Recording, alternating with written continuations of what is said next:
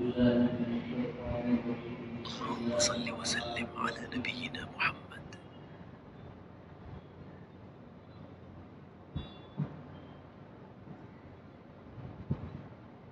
كل نفس ذائقة الموت. صدق الله العلي العظيم.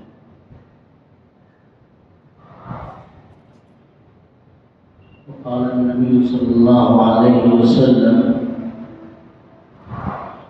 أكثروا ذكر هازم اللذات الموت، أو كما قال صلى الله عليه وسلم.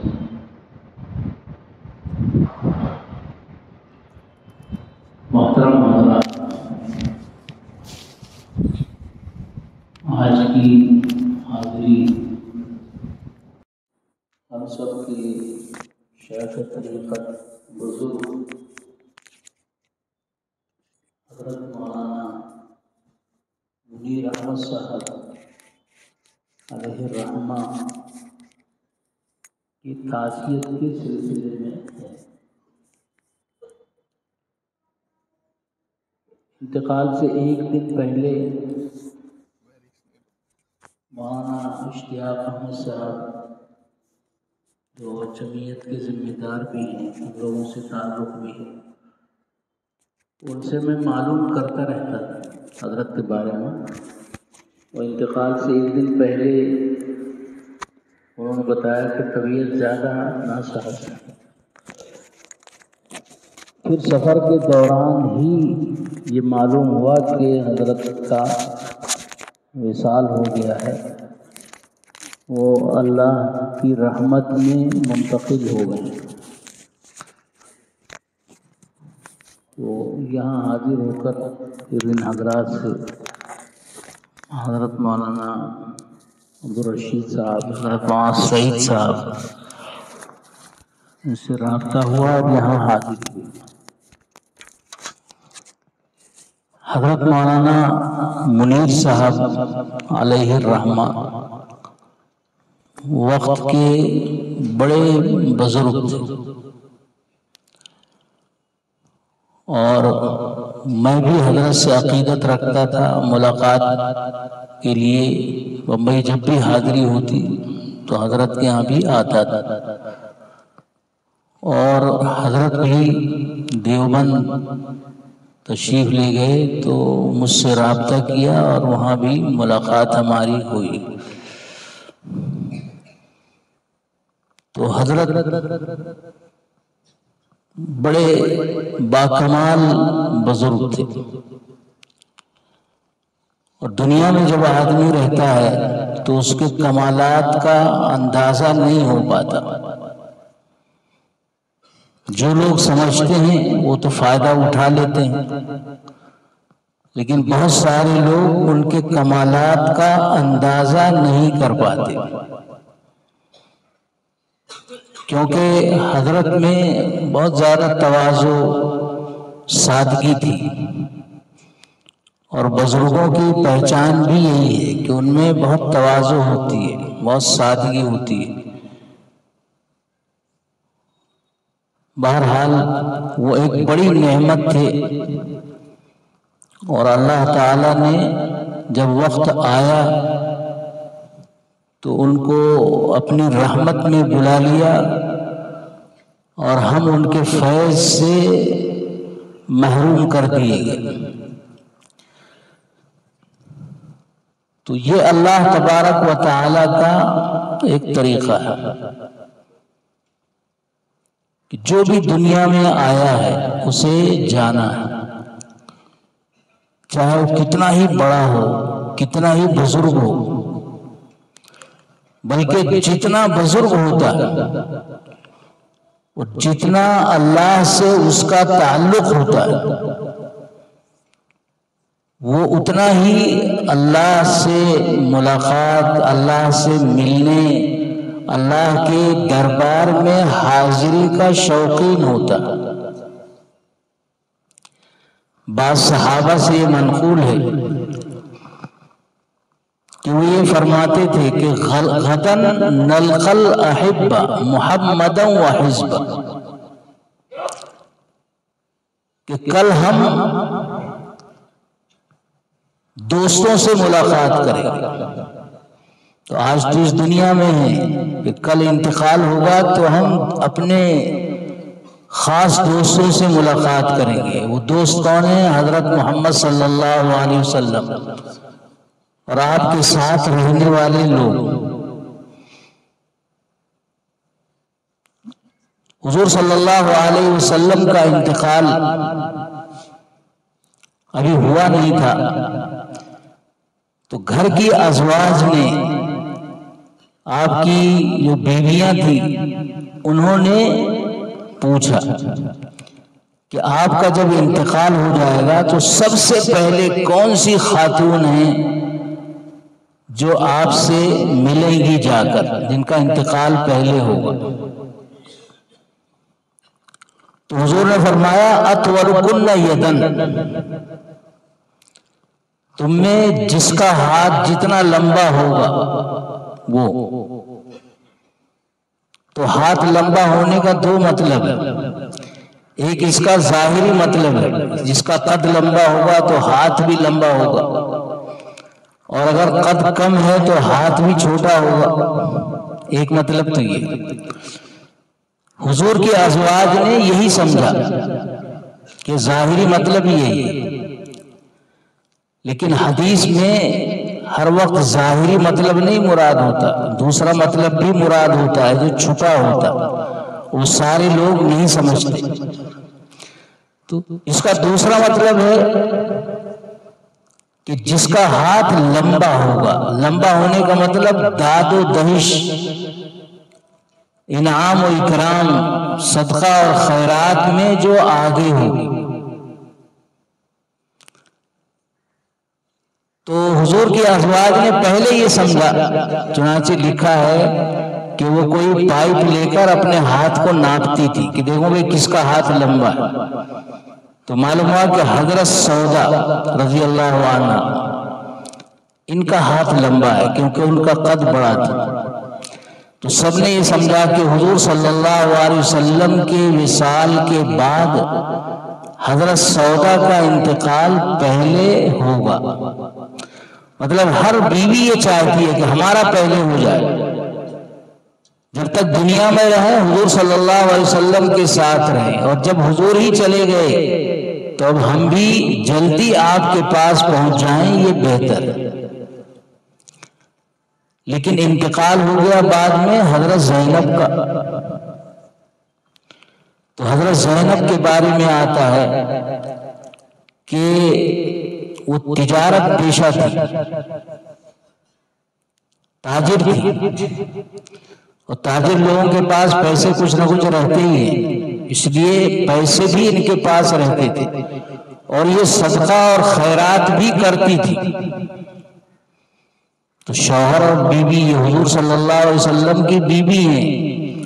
بیوی ہونے کے ناطے جو خدمات انجام دینی ہے وہ دیتی تھی، اس کے ساتھ ساتھ تجارت کرتی تھی، کچھ مزدوروں کو لگا کے کچھ کام کراتی تھی. اس میں جو برکت ہوتی تھی اس سے پھر صدقہ اور خیرات کرتی تھی. تو شوہر کی ملکیت الگ ہے، بیوی کی ملکیت الگ ہے. شوہر اپنے پیسے سے کاروبار کر سکتا ہے اور بیوی پردے میں رہ کر اپنے پیسے سے کاروبار کر سکتی ہے. تو یہ رکاوٹ نہیں ہے کہ بیوی کاروبار نہیں کر سکتی. تو حضرت زینب کا انتقال پہلے ہو گیا.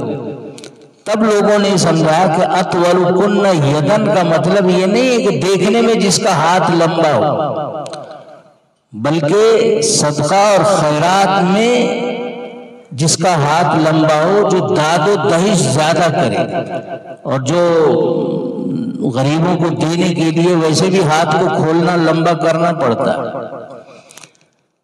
تو اللہ تبارک و تعالی جس کا انتقال ہوتا ہے، اب وہ طرح طرح کے لوگ ہوتے ہیں، کچھ عام لوگ ہیں، کچھ خاص ہیں، کچھ خاص لوگوں میں بھی خاص ہیں.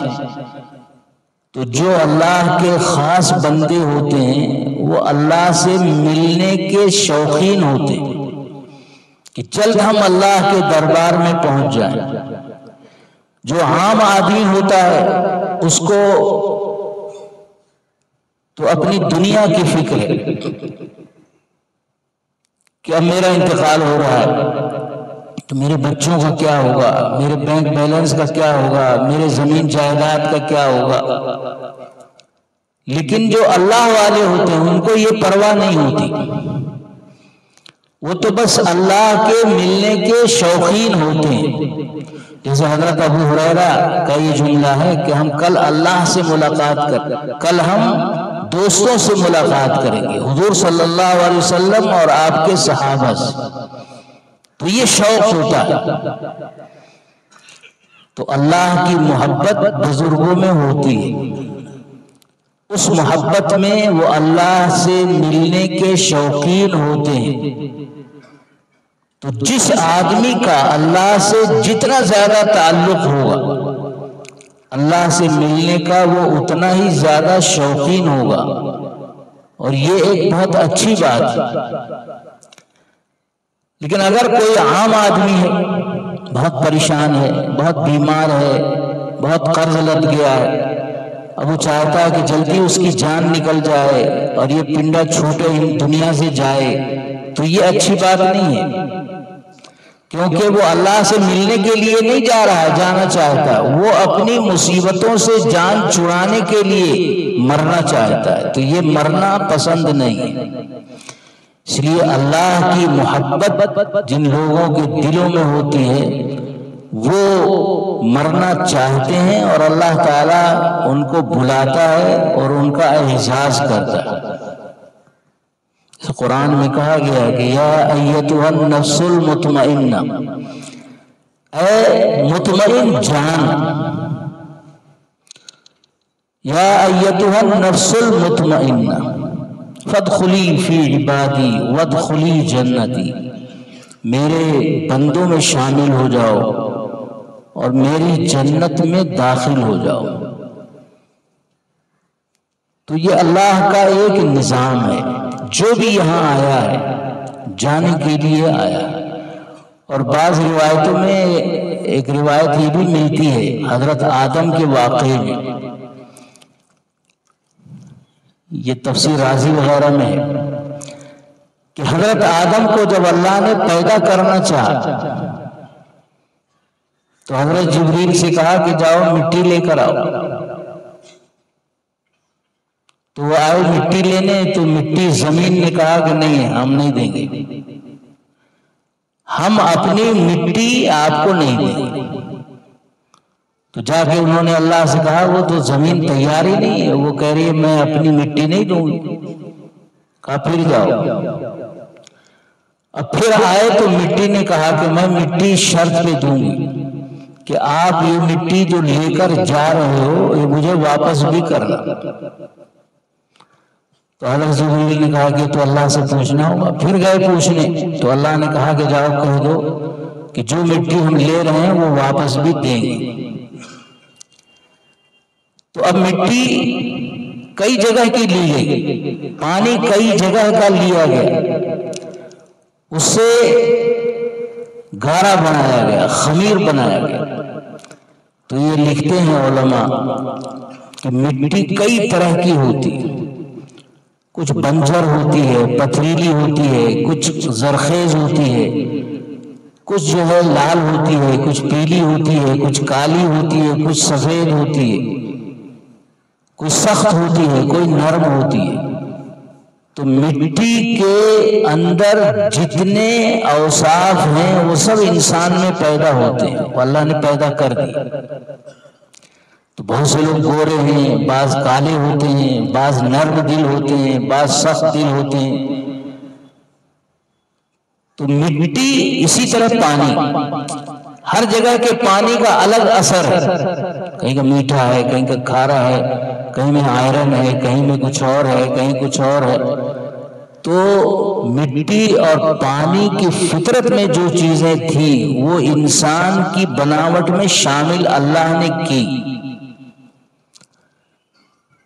پھر حضرت آدم کا ڈھانچہ بنا، بہت دنوں تک پڑا رہا، اور روایت میں آتا ہے کہ شیطان تو تھا ہی اس وقت، تو ڈھانچہ دیکھتا تھا آ کر کے، کہتا تھا کہ اس میں کوئی خاص چیز نہیں، ہاں ایک جگہ ہے جو دل تھا کہ اس میں اگر کوئی کمال ہوا تو انسان میں ہوگا، ورنہ ہم اس سے بہتر ہے۔ 12 پھر کافی دنوں کے بعد اس میں روح ڈالی گئی، تو روح جب کمر تک پہنچی تو حضرت آدم اٹھ کر بیٹھ گئے، پھر پورے بدن میں روح ڈالی گئی، تو یہ انسان جو ہے مٹی سے پیدا ہوا ہے، گارے سے پیدا ہوا ہے۔ قرآن نے کہا کہ خلق الانسان من عجل، انسان جلدی بنایا گیا ہے، اس لیے اس میں جلد بازی ہے۔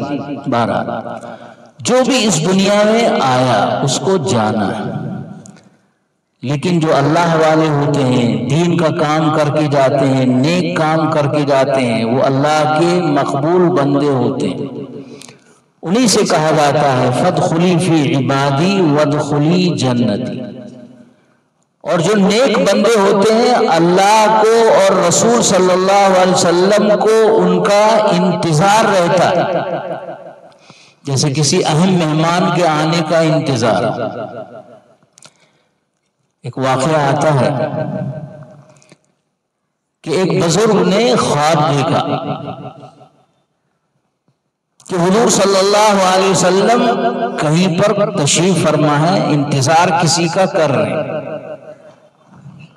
جیسے جنازے میں جانا ہے انتظار ہو رہا ہے، تو انہوں نے پوچھا یا رسول اللہ یہاں کس کا انتظار کر رہے ہیں؟ تو انہوں نے ایک بڑی بزرگ شخصیت کا نام لیا، کہا کہ میرا بیٹا وہ آنے والا ہے، میں اس کا انتظار کر رہا ہوں۔ پھر کہنے لگے کہ جب میں بیدار ہوا تو مجھے اگلے دن معلوم ہوا کہ جن کو حضرت نے اپنا بیٹا کہا تھا، جو دارالعلوم دیوبند کے فارغ علامہ انور شاہ کشمیری کے شاگرد تھے اور امیر شریعت میں رہے، مولانا عطا اللہ شاہ بخاری، میرا بیٹا آ رہا ہے۔ ایک خواب تو ان کا یہ ہے، اب حضور ان کا انتظار کیوں کر رہے ہیں؟ اس کی وجہ یہ ہوئی تھی کہ یہاں کچھ لوگ پیدا ہو گئے تھے جو حضور کو آخری نبی نہیں مانتے، اس میں ایک شخص قادیانی بھی تھا۔ مولانا عبید اللہ سندھی، مولانا یوسف بنوری، مفتی محمود صاحب اور کئی لوگ اس طرف پاکستان میں جو اب علاقہ ہے، اور یہاں اکابر دیوبند، انہوں نے ہمیشہ اس کے خلاف، اس آدمی کے خلاف جد و جہد کی اور اس کو کافر قرار دیا، اور ختم نبوت کے بارے میں کوششیں کی، حضرت گنگوہی سے لے کر سارے اور بزرگ۔ پھر اسی زمانے میں تقسیم ہو گئی، لوگ پاکستان چلے گئے، وہاں پارلیمنٹ میں یہ مسئلہ آیا تو قادیانی کہنے لگے ہم مسلمان ہیں، تو وہاں ایک مقدمہ چلا کہ ایک لڑکی کا نکاح ایک قادیانی سے ہو گیا، لڑکی نے کہا اس کے ساتھ میں نہیں رہوں گی، یہ تو کافر ہے، اس نے کہا نہیں میں مسلمان ہوں، تو بھاولپور کی کورٹ میں وہ مقدمہ چلا، وہاں سے عدالت نے دارالعلوم دیوبند کے بڑے علماء کو لکھا کہ فلاں تاریخ ہے، یہ کیس ہے، آپ لوگ آؤ اور یہ ثابت کرو کہ قادیانی کافر ہوتا ہے۔ علامہ انور شاہ کشمیری اس وقت بہت عالم تھے، لیکن کہنے لگے کہ میں جاؤں گا۔ جب یہ وہاں پہنچے تو ان کا اعزاز وہاں کے شاگردوں نے، حضرت کے اور لوگوں نے کیا، تو حضرت نے فرمایا کہ دیکھو ساری زندگی چاہے ہم نے بخاری پڑھائی ہو، لیکن اگر ہم نے ختم نبوت کے لیے کوشش نہ کی اور حضور صلی اللہ علیہ وسلم کو آخری نبی ثابت نہ کیا تو علامہ کشمیری کہتے ہیں کہ گلی کا کتا انور شاہ سے بہتر ہے۔ اس لیے میں آیا ہوں کہ میرے پاس کوئی عمل نہیں۔ یہ علامہ انور شاہ کشمیری وہ ہیں، ساری زندگی بخاری پڑھاتے رہے اور آج تک ان سے بڑا کوئی شیخ الحدیث ہندوستان میں پیدا نہیں ہوا، جو بھی ہے وہ سب ان سے نیچے نیچے۔ تو یہ عطا اللہ شاہ بخاری بھی اس میں کوشش کر رہے تھے، بڑی کوششیں کی انہوں نے۔ تو حضرت فرما رہے ہیں کہ میرا بیٹا آ رہا ہے، ایک خواب یہ ہے، اور بھی طرح طرح کی بشارتیں۔ تو نیک آدمی دین کے لیے کام کر کے جاتا ہے، رسول اکرم صلی اللہ علیہ وسلم کی سنتوں کے لیے کام کر کے جاتا ہے، دین کو زندہ کر کے جاتا ہے۔ تو ایسے لوگوں کا استقبال یہاں بھی ہوتا ہے اور اللہ کے دربار میں بھی ہوتا ہے۔ تو حضرت مولانا منیر صاحب علیہ الرحمہ بڑے شیخ طریقت اور اچھے بزرگ تھے۔ ایک جلسے میں ہماری ان سے ملاقات ہوئی، سادگی ان میں کتنی تھی اور خیر خواہی۔ کئی جگہوں پہ میں گیا تو معلوم ہوا کہ یہاں حضرت کے مکتب چلتے ہیں، ایم پی میں اور دوسری جگہوں پر۔ تو ایک جگہ ہم گئے، شاید برہان پور ہے وہ جگہ، حضرت ہی وہاں تھے۔ تو وہاں انہوں نے بتایا کہ مدرسے والے مجھ سے کہہ رہے تھے کہ حضرت وہ کس ٹرین سے ٹکٹ بنوا دیں۔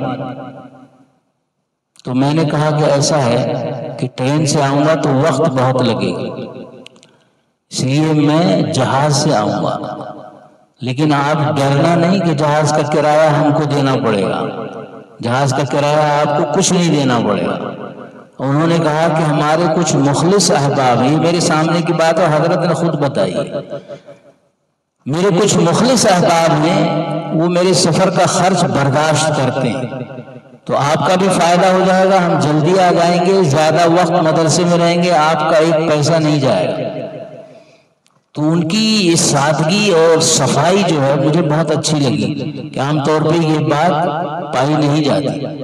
تو دین کی خدمت کا جذبہ، بہت سی جگہوں پہ ان کے ادارے قائم ہیں اور حلقہ ارادت بھی کافی بڑا ہے۔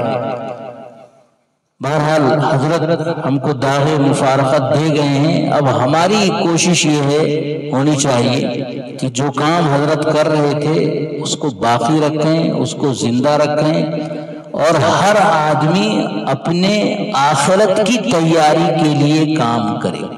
حدیث میں ہے اکثروا ذکر حازم اللذات، اس سے پہلے قرآن کی آیت میں نے پڑھی تھی کہ ہر جان کو موت کا مزہ چکھنا، جو بھی جان والا انسان یا جاندار وہ بہرحال مرے گا، اور فرمایا کہ موت کو زیادہ یاد کرو جو لذتوں کو ختم کر دینے والی۔ اگر کوئی واقعی موت کو یاد کرنے لگے تو نہ کھا سکتا ہے، نہ پی سکتا ہے، نہ رہ سکتا ہے۔ موت عجیب چیز ہے۔ ایک بزرگ سے کسی نے کہا کہ کچھ نصیحت فرمائے، تو انہوں نے کہا کہ تمہارے ہاں کسی کی موت نہیں ہوئی؟ ان کا بہت ہوتی ہے۔ کہا کہ موت سب سے بڑی نصیحت، کسی کو دفن کرنے ہم جا رہے ہیں یا آ رہے ہیں تو اپنے کو یاد کرنا چاہیے کہ ایک دن ہم بھی اسی طرح لوگوں کے کاندھوں پہ ہوں گے، خدا جانے کاندھا بھی نصیب ہوگا یا نہیں ہوگا، کس کی موت کس حال میں لکھی ہے۔